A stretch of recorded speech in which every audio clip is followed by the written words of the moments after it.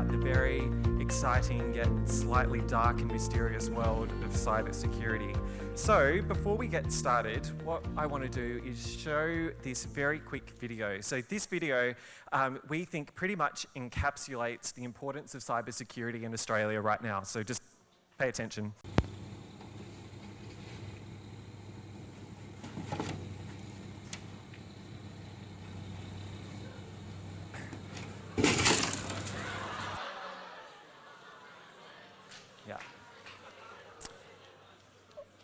All right, so how does that relate to cybersecurity, do you think? Look, it really doesn't. I just love cat videos and just really needed to show that to you guys. So that's called Waffles the Terrible Cat. Make sure you YouTube it when you get home. Okay, on to more serious things. So you all know that Westpac is a bank, right? So I'm not going to talk to you about how a bank is run or things like that. But some things that I do want to share with you that you might not know is that Westpac is one of the largest employers of people in Australia. So we have over 45,000 people working for us around the country. So that's enough people to fill the SCG, the stadium here in Sydney. We have over 10,000 people that work in technology. So that makes us, again, one of Australia's largest technology employers. Now, in terms of customers, we have over 11 million Australians bank with Westpac. So that's half the population of Australia who have accounts with us, and 5 million of those customers are what we consider digitally active. So that means that they use their apps on their phones or online banking through our website to access their funds and transfer money and things like that. Now, we all know that cybersecurity is becoming a really important factor for every organisation and company to consider. Attacks can occur in any way, shape or form to any organisation anywhere in the world. So companies like Westpac are creating a number of really cool opportunities and more jobs in cybersecurity than ever before, which is really awesome. So with that, I want to see how many hackers are here in the room. So using your loudest voices, can you just shout out what are some of the more common ways that cybersecurity attacks can occur? Just shout them out. Yeah? Snapchat? Yeah? Thank you. There was a lot of interesting responses to that question. So the main ones that we deal with at Westpac are things like data breaches, where people come in and try and steal data from us, like internet banking passwords and usernames, that kind of thing. We also have sometimes people try and do distributed denial of service attacks, DDoS attacks. Does anyone know what that is? Yes, no, kind of. So it's basically when they send a whole lot of traffic to one website to try and shut it down, and the most infamous version of that recently was with the census a couple of years ago, when people tried to do the census online for the first time, tried to get on, but the service had been taken down. So there's other things as well. I heard some people mention emails. So we have phishing emails coming into Westpac, and also people pretending to be Westpac on phishing emails. And then we also have to deal with things like ransomware, zombies, botnets, all that kind of stuff. So another way that cybersecurity attacks are starting to occur more and more often is actually through social media. So here is on Instagram. Yeah, quite a lot. Okay, I'm addicted to Instagram. I'm that guy that shares way too much information on there. Late last year, one of my friends, I was able to hack one of my friends through Instagram. True story, legit. So he has always wanted to work for the government down in Canberra. So he applied for jobs and finally got a job down in Canberra, and was so excited that what he did is he took a screenshot of an email he got from his new employer with a link that he had to click to be able to access his employment contract, which had all the terms of his employment, things like that. So he posted that saying, yay, oh my God, I finally got the best job ever. But little did he realize in that screenshot, he had a website that he had to enter in order to access his employment contracts, and a unique identifier, like a passcode, that he had to enter in that website in order to access his employment contracts. I went onto this website, entered his full name, this unique code. It was like a 12-digit code. And then I was able to then access all of his personal information through this job application. So I was able to see his employment contract. I could see his CV, which had all of his personal details, like his date of birth, his address. He had copies of his passport, driver's license that he had to upload as part of his application. So at my fingertips, I had all of my friends' really personal information, and I could have done so much with that stuff, but because I'm a nice person, I decided not to. But it just goes to show that if someone like me is stumbling across social media, whether it's Instagram, Snapchat, whatever, if I can get access to that sort of information, then so can many other people around the world. I guess one thing to factor in, whilst it's really cool to upload all this stuff to Snapchat and Instagram all the time, just make sure that you're being really safe about what you put out online. Okay, so one of the other things that we're seeing a big increase of at Westpac is social engineering, but rather than me explain it to you, I'm going to show you a video of how it works. So I invited a few of the world's best hackers to try to hack me and show me where my vulnerabilities are. And now I'm going to meet them in Las Vegas for DEF CON, the biggest hacker convention of the year. They're going to hack me using social engineering, which is essentially hacking without any code. They just use a phone and an internet connection. Do you want to do a sample phishing call? What's phishing? Phishing is voice solicitation, and basically what you do is you use the phone to extract information or data points that can be used in a later attack. Let's do it. Okay. Who are you going to call? Maybe I'll call your cell phone provider and Okay. see if I can get them to give me your email address. I bet they're good. I bet they have my back. But yeah, go for it. I'm going to spoof from your number, so it's going to look like it's calling from you. Okay. Hi, I'm so sorry. Can you hear me okay? My baby, I'm sorry. My husband's like, we're about to apply for a loan and we just had a baby and he's like, get this done by today. So I'm so sorry. I can't call you back. I'm trying to log into our account for uses information and I can't remember what email address we used to log the account. The baby's crying and can you help me? Awesome. In just 30 seconds, At gmail.com? Jessica gets access to my personal email address. Now, if I needed to add our older daughter on our account so she could call in and make changes, how would I need to go about doing that? You would have to send me a secure PIN through a text message? Yeah, well, the thing is, I don't think I'll be able to receive a text message if I'm on the phone. Shh. Oh, I'm not on there either? So I thought when we got married, he added me to the account. Jess uses my girlfriend's name and a fake social security number 5127. to set up her own personal access to my account. Wait, I'm sorry, so there's no password on my account right now? Can I set that up? She even gets the support person to change my password. Thank you so much for your help today. So she just basically blocked me out of my own account. I'll get her fed after this. All right, thank you. Holy. So they just gave you access to my entire cell phone account. You're gonna have to go on and change your password now because it's Jess, my name. And all it took was a crying baby and a phone call. Yeah. All right, so as you can see, there's lots of different ways that people can access your information with anything that's online. And for you guys, you're growing up in a time where everything is connected. So we've seen examples of things like self-driving cars being hacked, even a Barbie being hacked through Wi-Fi. There's an example in the US where they had a doll that you could buy and you could get it personalized for your child by giving them your kid's name, address, and age, but the information wasn't properly protected, so all of that got stolen. Other ways that you guys might be a bit vulnerable as well, put your hand up if you're a gamer. Keep your hand up if you're a PlayStation gamer. Don't get too excited just yet. Keep your hand up if you know whether or not you were one of the 77 million customers that had all of their passwords and credit card details stolen a couple of years ago. Oh, you did.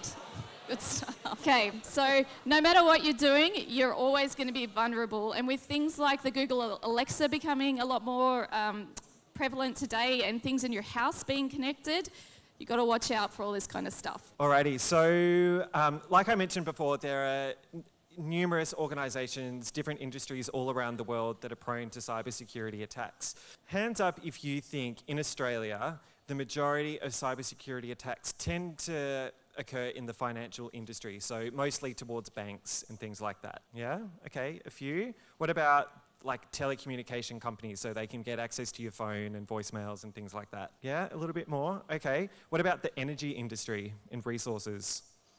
Okay, we have like one person up the back. You are right. So it's actually the energy industry in Australia that received the most amount of cybersecurity threats. So imagine if someone was able to hack into the energy grids in New South Wales and shut down all the power in New South Wales. There would be absolute chaos, and that's the whole reason why they try and target that particular industry. So when it comes to Westpac though, I also want to share some reasons on why we as a bank tend to get a number of threats each year as well. So I want to make this a little bit interactive and play a bit of a game. So can you guys just all stand up on your feet for me? Oh, come on, don't groan. Okay, so we're going to play a game of truth or heads or tails. So I'm going to make a statement. If you think the answer is true, I want you to put your hands on your head. If you think it's false, I want you to put your hands on your bum, okay? The first statement that I'm going to say is that, as Kristy mentioned, we have there are a number of fake websites out there claiming to be Westpac, so phishing websites. So the statement is, we have a team at Westpac that are dedicated to taking down these websites, and they take down over 200 versions of the fake Westpac websites every week. So if you think that's true, put your hands on your head. If you think it's false, hands on your bum. If you guys have your hands on your bum, you can sit down because it's right. So yeah, they take down over 200 websites a week. Okay, next question. So as a bank, we are also responsible for sending money to customers, organizations, and other banks all around the world every single day. And we have a number of systems that help us do this. The statement is, one of these systems is responsible for sending over $50 million every single day around the world. If you think that's true, put your hands on your head. If you think it's false, hands on your bum. All right, if you've got your hands on your head, you need to sit down. Yeah. So, $50 million sounds like a lot of money, right? But it's actually, the systems that we use actually send over $82.5 billion every single day. All right, the final question, the clincher. All right, so at this point in time right now, we have over 15,000 people accessing their Westpac accounts online, so either through our website or apps on their phone. So if you think that's true, hands on your head. If you think it's false, hands on your bum.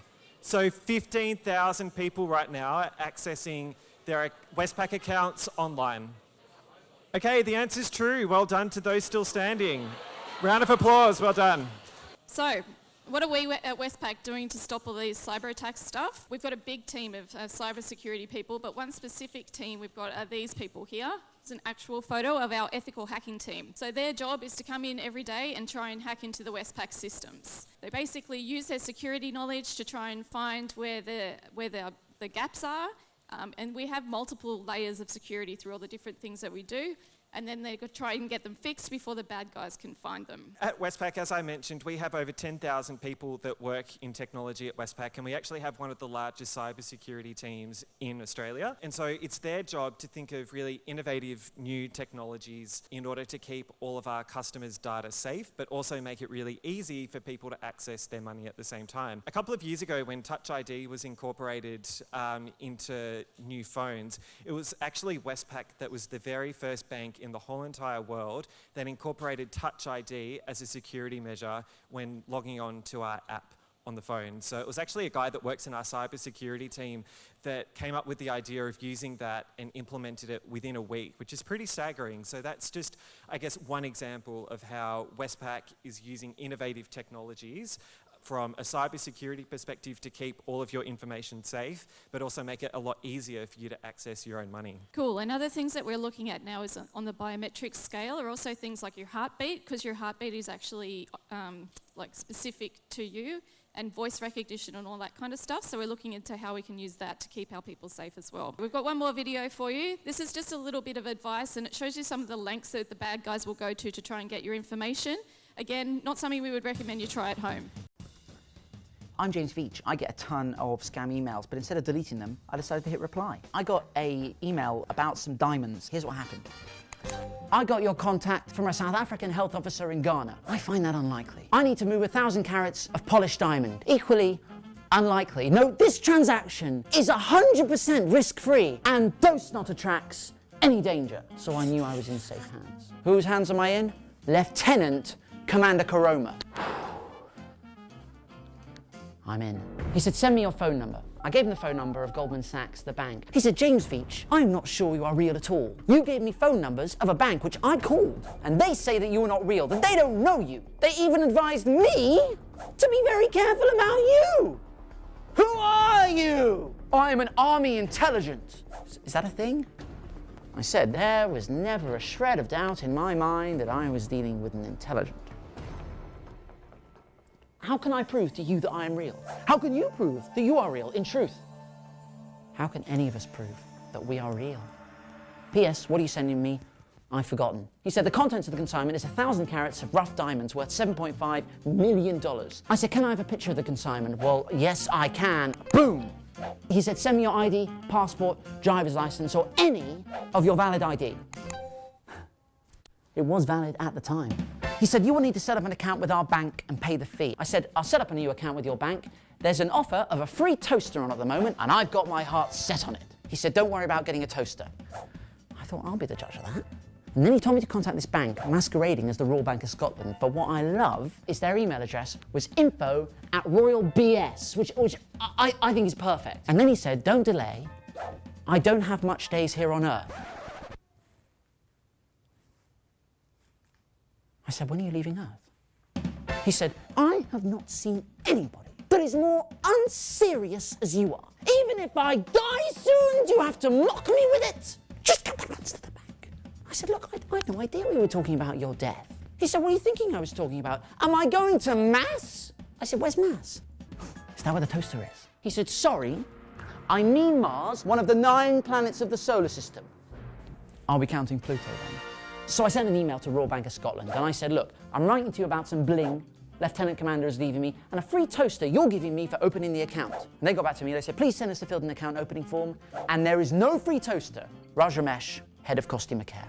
I said, dear costume care, are you sure? Because I heard I was getting a free gift for opening the account. What sort of costumes do you do? He said, there is no bonanza going on. And I thought that was an odd choice of word. And then he said, and even if there was, conditions would apply. This is what I sent them. I said, then how do you explain this? Free toaster. With any new account, toaster bonanza! No conditions apply. Thought, get out of that. They said, that do not include Royal Bank of Scotland worldwide. I said, what are my options? I could do with a new kettle. He said, we will appreciate it if you do not bring up this gifting again because you won't get any. Just to be clear, are you saying that if I bring it up again, I won't get it, and if I don't bring it up again, I will, or are you just saying I won't get it at all? He said, please stop talking of a free toaster. And I thought, that sounds like a broken man, right? I said, of course, I shan't bring it up again. You have my word. He said, look, what we want from you is to do the right things. I said, I've done some research. I think we should go for the Longifore slicer in red. He said, please stop emailing us. If you enjoyed that, I've got loads more. I spent the past 3 years replying to as many scam emails as I can. On your behalf, more episodes are here, and just subscribe. And why not just subscribe? How hard is it? It's not hard. Just subscribe. Just to confirm, if you open an account with Westpac, you won't get a toaster. I'm terribly sorry. I hope that by coming today, you've been really, I guess, inspired to consider studying technology, whether it's at university or TAFE, whatever it is. There are heaps of opportunities available to you in the technology industry, and at Westpac, we think that's really important. What I would really like you to do is if you've got a pen and paper on you, or if you've got your phone on you, I want you to write down the following words, and that's Westpac Young Technologist Scholarship. So this is a scholarship program that we run to support young Australians who are studying their technology degree at university, where effectively we pay you to study, and then you also get a whole range of access for cool things that we do at Westpac, whether it's internships, whether it's work experience, whether it's opportunities to go overseas or develop your leadership skills. It's an amazing program that we really want you to consider. So if that sounds of interest to you, then we'll be hanging around for a little bit longer to talk to you about that.